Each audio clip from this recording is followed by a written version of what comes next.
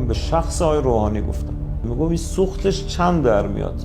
خب متن برجام ببینید چقدر غلط داره، چقدر ایراداتی هست که به نفع کشور ما نیست. خب برای چی راکتور آب سنگین رو تعطیل کرد؟ تعطیل شد راکتور آب سنگین؟ بله تعطیل. میگن سیمان نریختیم ما توی آب سنگین عراق. ببین اینا میشه فرار از موضوع. سیمانو کجا نریختن؟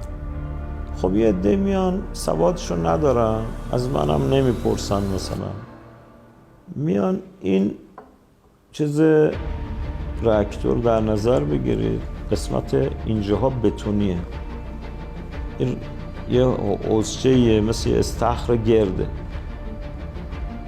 اون محفظه قرار میگیره تو این 10 متر میاد بالا، چند مترش تو اینه، چند مترش بده اینجا 150 تا میله سوخت میخواد بره تو این محفظه.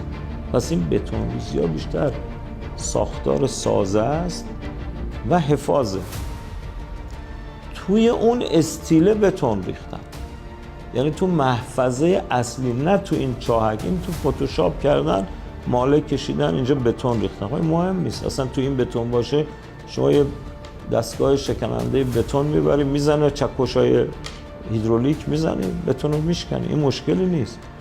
اون بتونایی که تو لوله ها ریختن، تو اون 150 تا لوله، اونا رو نمیشه شکست، چون لوله ها رو از حالت ترازی خارج میکنه، نمیشه دیگه میله های سوخت و فرستاد تو این و در آورد.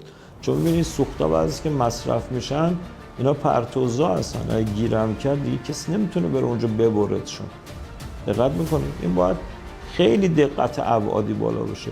بتون اونا رو از بین برده، یعنی تمام این لوله ها رو باید بریزی دور، از نو بسازی اون محفظه رو. سنتریفیوژا رو برداشتن، ببینید شتاب زده، اینا رو زودتر از برجام هم جمع کردن، نمیخواستن را بیفته، وگرنه من بهش گفتم برای که دستت پر باشه سنتریفیوژا رو راه بندازم.